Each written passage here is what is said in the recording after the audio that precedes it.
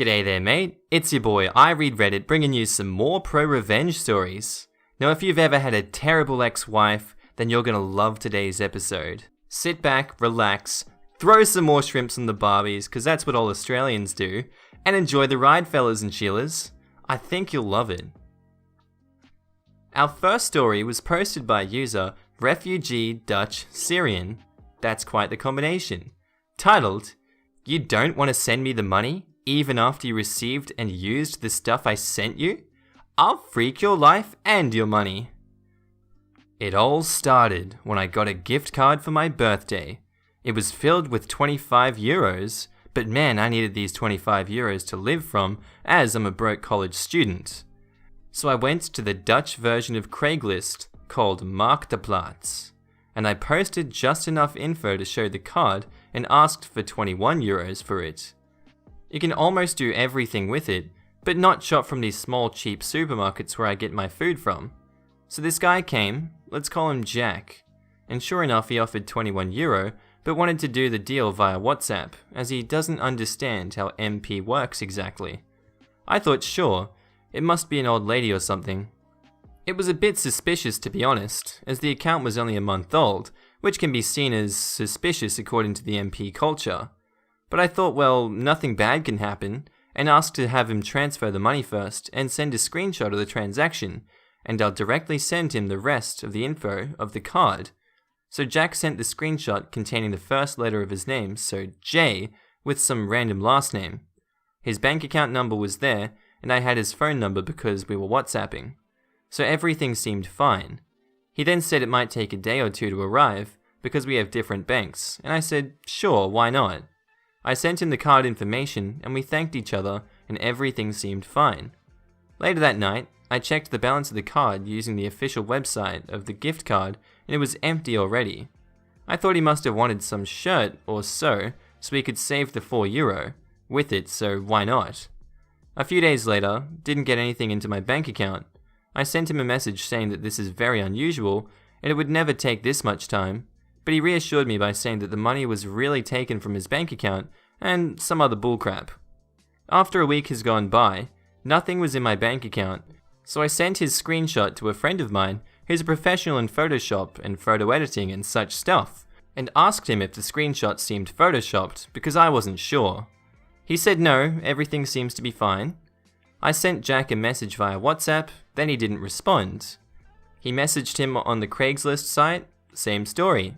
SMSing and calling didn't yield a thing either. Before I was planning to find that jerk, I was really curious how he faked that screenshot. So after some googling, I found out that it's possible if you call your bank and tell them a valid excuse, they'll return your money, especially if the other side hadn't received it yet. So I sent my brother a few euros to try and call my bank to cancel the transaction. The employee at the bank was surprised when I told her that I sent it per mistake to this person and started asking stuff like, how could you fill in a bank account number and the name per mistake? I responded with, it was on the list of people that I often send money to, and I mistakenly chose him instead of the right person above him. There's some kind of contact lists on bank accounts and the names so you don't have to fill in the info each time. She found that reasonable and sent me my money back directly, and sure enough, my brother didn't hear a thing or get a notification or anything. Just nothing. Then it made sense how he proved it, but didn't get anything. So after I knew how everything worked, I wanted to chase that jerk down. At this point, I knew I was dealing with a crook. I had his telephone number, where he lived, from MP, his bank account number, his first letter, and his last name. I searched for him using his telephone number via all the websites and search engines you could ever think about. I couldn't find anything. It was like he disappeared. I searched Facebooks and other sites using his last name, but man, his last name was one of the most common in the Netherlands. Thousands of results later, I filtered a lot to decrease the search results as much as possible until I was left with a few results starting with a J and ending with his last name. Unfortunately, none of them seemed like the one I'm searching for, and none of them were, I discovered later. I didn't know what exactly to do, so I reported this to the police and the MP website. The police said that they'll need some time to decide whether or not they look into the case, but were really negative about it because I shouldn't have done the Craigslist website. Which I agree, but I was still furious about it. The Craigslist website said they don't have enough evidence to block his account or anything. I knew I needed to handle this myself, so I sent everyone that he or she are living with or from the village where he came from a Facebook message. This was about 493 people living there.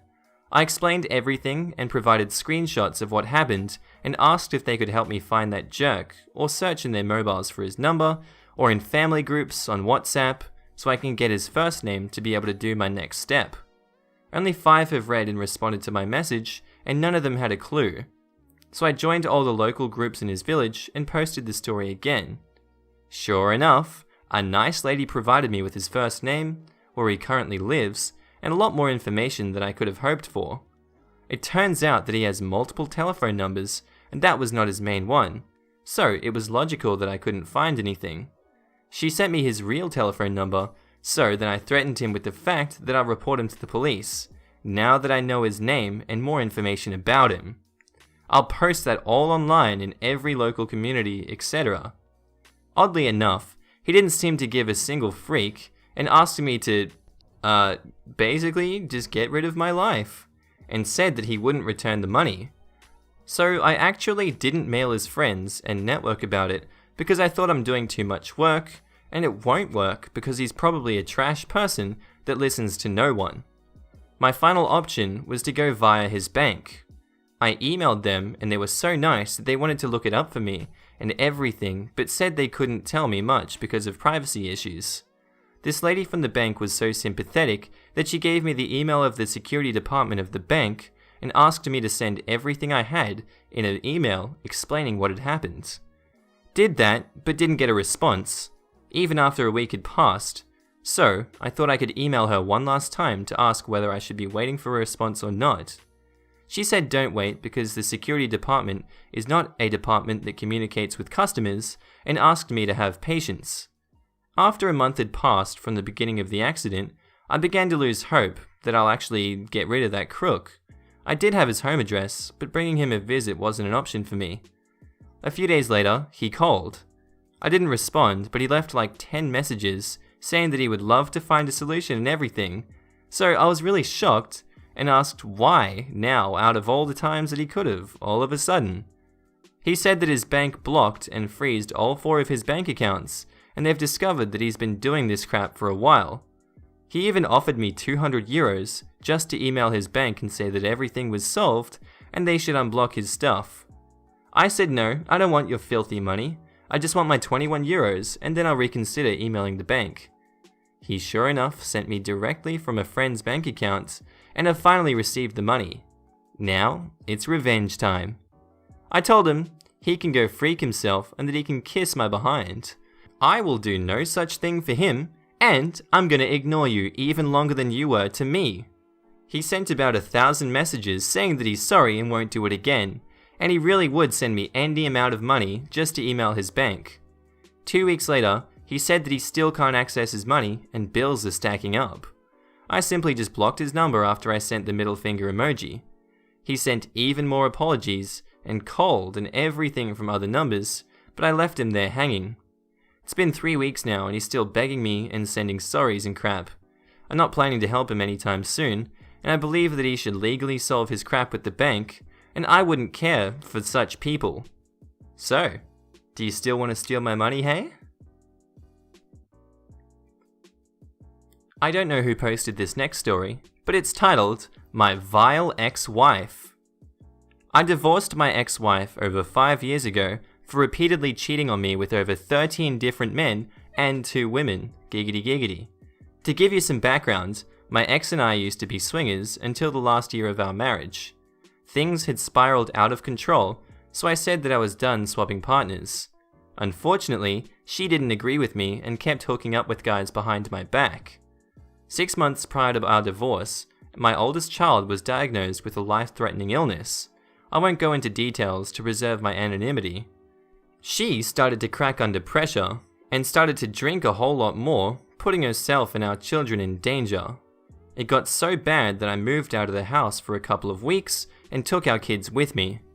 During this time, her best friend, I'll call her Amy, approached me because my ex had disclosed all of her dirty deeds to her at girls' night out a couple of days before. She disclosed that she'd been sleeping with a new guy every night and getting drunk when she had the kids. She also told Amy that she went out one night a month and let our 3-year-old and 4-year-old kids at home alone while they all slept together so that she could meet a guy. Amy said that my ex planned on filing for divorce once she drained some additional money from me while living rent-free in my own house. Amy and I were both disgusted and knew that things had to come to an end. My ex hated living in the same house with me because she hated me and couldn't go mess around with her flock of desperate men. We had to come up with a plan to get her out of the house and document all of her poor behavior so that we could limit her custody of the children. Step 1. I moved my happy butt back into the house and plopped down onto the bed right next to her. She lost her mind, saying that she wanted me out of the house now and would call the police if I didn't comply. What she didn't know was that I was recording the audio of our conversation. I told her to pound sand and she'll call the cops reporting me for domestic violence. Well, the popo showed up in no time flat and had me in cuffs so fast that it made my head spin. The detective came to the squad car to talk to me and I let him listen to the recording. The longer he listened, the more angry he became with my wife. Before long, she was the one in cuffs in the back of the squad car and she got to spend the night in jail. She then went to stay with Amy for the next week, as she wasn't allowed back at our house, as I had got a restraining order. During this week, she went on a veritable spending spree, buying herself a new iPhone, new laptop, full retail price by the way, and a new wardrobe. She drained our bank account and started to dip into my savings. Amy also confirmed that she was drinking heavily at her house, to the point that she threw up and defecated herself all over her bathroom. Amy video recorded her bender for posterity's sake and provided me with 20 minutes of video showing a woman out of control drunk. The next day, I went and withdrew all of our money from savings and deposited them into my new bank account, so I would have money to pay the bills. I closed that account so she couldn't use overdraft protection and leave me on the hook for the overcharges. I closed all of our joint credit cards and transferred all of my investment accounts into an account solely in my own name. She lost it when she found out that she had no money to burn through anymore. She told Amy that she was contemplating suicide because things had gotten so bad. I do hate my ex, but I didn't want to see her harm herself at all. Amy convinced her that she needed some help and went with her to check into an inpatient mental hospital. This worked out fantastic because she was getting some help, but also it showed that she was a danger to herself and to the kids. It was time to put the last part of our plan into action and seal the deal. I went for a consult at my attorney to start the divorce proceedings and complete the needed paperwork. My attorney was appalled at the actions of my ex and was 100% on board with helping me get primary custody. He filed my divorce decree and also got the judge to agree to a temporary restraining order until our initial hearing. We served her the papers while she was in the hospital and set the initial hearing for 2 weeks. The initial hearing came and she showed up with her attorney. Since it was a pre-litigation hearing, they didn't know what information we had. She got on the stand and started lying her heart out, telling the judge how abusive I was, and that is what pushed her into the mental hospital. She made a very compelling case and put on a Grammy Award-winning act. Then, it was my turn. My attorney presented all of the evidence, videos, and bank records. The defining moment was when my attorney called Amy to the stand to testify. She told an appalling story about a neglectful mother who was completely out of control. A story about a mother who had substance abuse issues that were only getting worse. My ex couldn't close her mouth the whole time that Amy was on the stand. She made her attorney look like an idiot, as all of her lies were now being exposed and were contrary to what she had told him. When the dust settled, I was awarded sole custody, and she was awarded supervised visitation until she went to rehab and got additional treatment. We quickly settled out of court, agreeing to a graduated visitation schedule once she complied with rehab and mental health counseling. I got the house, after paying her a portion of the equity, got to keep all of my investment accounts, and get to see my kids 80% of the time. She got to live with her mum for the next 2.5 years, and then jump from job to job. Life is pretty good 5 years down the road, and is even better knowing that she isn't my problem anymore. Wow, Amy the real MVP, hell yeah. Go Amy! Alright, next story guys. So again, I don't know who posted this story, but it's titled, Pretend You Like Me to Get Taken Out on Expensive Dates? I'll Trick You Into Paying. So this one might be a bit tame for this subreddit, but hopefully you guys will still get a kick out of it. I'm new to the subreddit and just Reddit in general, so I'd love to hear your feedback. For context, my family is in a very fortunate position financially, and I would describe myself as upper middle class. This story happened a few years ago when I was at university. It was a fairly small university, so many of the students lived locally and in a generally very working class area. I also have a twin brother who goes to a different university nearby, who has a small part to play in this story. I'd never actually had much luck with dating due to having some pretty niche hobbies and interests, so it was hard to find people I can relate to and really click with. But I would always get on and remain friends with people if things didn't work out. I ended up dating a few girls on the uni netball team. They all seemed nice, but again, it was clear that we were not a great match. Because I stayed on good terms with people, I ended up spending a lot of time around the people I'd previously dated, but just as friends. Consequently, most people on the netball team were familiar with me. Enter the greedy girl, Gigi. She was a bit of an outlier in the team and didn't speak much, so nobody knew much about her. One day, she comes up to me and asks me out on a date. This was a nice surprise, as I was normally the one asking, so I said yes, as I had no reason to dislike her at this point. After I said yes, we chat for a bit, and she keeps trying to shoehorn into the conversation the fact that she, like many others around here, doesn't have a lot of money. I didn't really think too much about it at the time, but in hindsight, it was obvious. And I ain't saying she ain't gold digger. To keep this story short, I won't explain the dates. We went on 3 before I realized how greedy she was. All you guys need to know is that I paid for everything on every date, but I didn't mind doing this. We normally went out on weekends. One day, I went to the library to get some work done. The desks all have tall partitions between them for independent work, but whispering was still allowed in this area. Over the partition in front of me, I hear Gigi's voice whispering to a friend. I begin to stand up and say hi, but stop myself to listen to their conversation just before my head emerged over the top. She was talking about me, calling me things like posh boy, but also saying she was going to let me take her on a few more dates because I took her to fancy bars and bought her expensive drinks. I thought about it and realized that she'd always gone for the most expensive drinks on our dates so far. So I now decided it was time for some revenge. I left the library without ever being seen. A few days later, I actually saw her driving a brand new BMW Z4, so she was clearly pretty dang rich herself. The best and fanciest bar in the town was owned by my best friend and her family. It was a small bar, but very high end, with some of the drinks being over £15 for a very small drink. Therefore, not many of the students went in, but if you were invited there on a date, it was a special one. I spoke to my friend, whose family owned the bar, and got her in on my plan for revenge, ensuring that she would have my back if things went wrong. I was admittedly pretty paranoid about getting caught, because I planned on tricking the greedy girl into paying for everything that night, up to a total of the cost of all the previous dates combined, in excess of £250.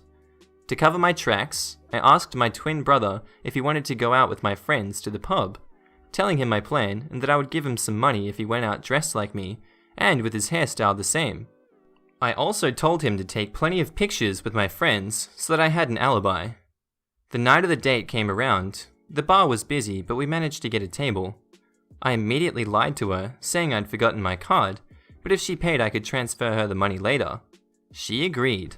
So the reason she agreed is because I'd done this for real on the second date and paid her back as soon as I got home, so she knew I was reliable.